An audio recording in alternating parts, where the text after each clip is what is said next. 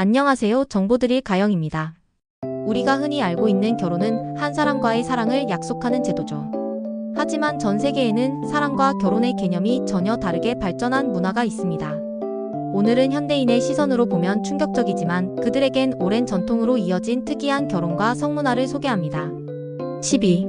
중국 모수오족 결혼이 없는 사람. 중국 윈난성의 모수오족은 결혼 제도가 존재하지 않습니다. 남성이 밤이 되면 여성의 집을 방문하고 아침이면 자신의 집으로 돌아갑니다. 이를 방문혼이라고 부르죠.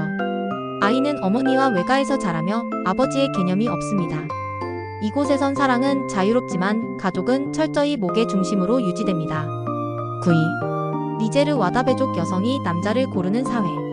사하라 사막의 와다베족은 매년 게레월 축제를 엽니다.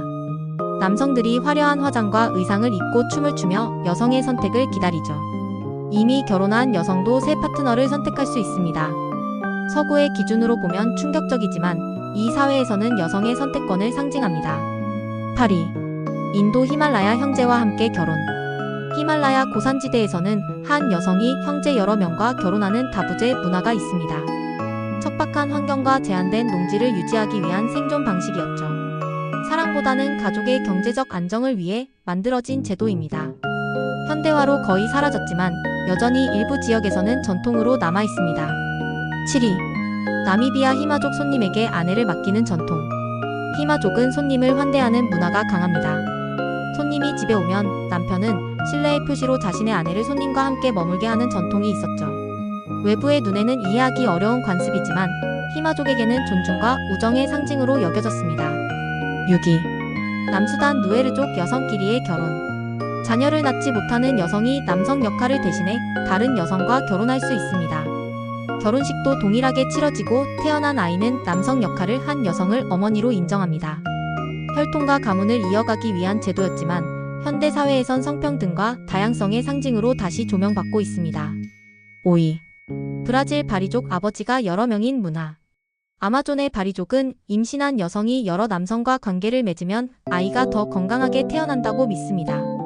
그래서 마을의 남성들이 공동 아버지로서 아이를 돌보죠. 유전학적 근거는 없지만 공동 육아를 통한 생존율 향상이라는 사회적 의미가 있습니다. 4위.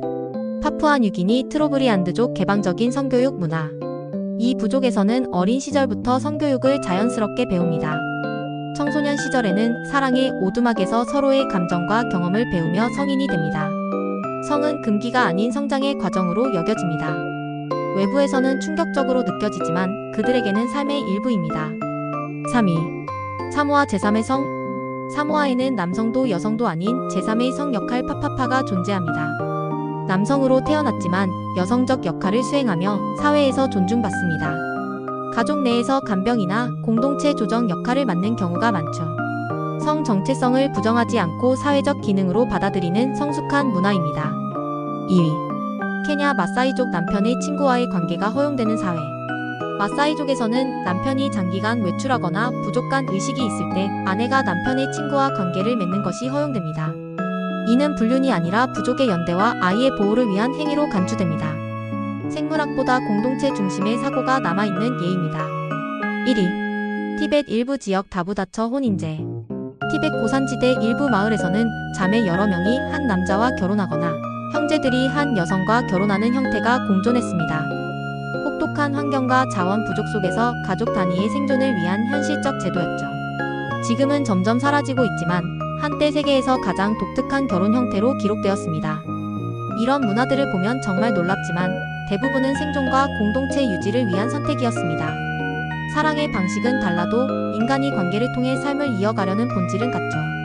세상은 넓고 사랑의 모습은 정말 다양합니다. 오늘도 다른 시선을 통해 세상을 본다면 조금 더 열린 마음을 가질 수 있을 거예요. 좋아요와 구독으로 다음 이야기에서 만나요. 정보드릴 가영이었습니다.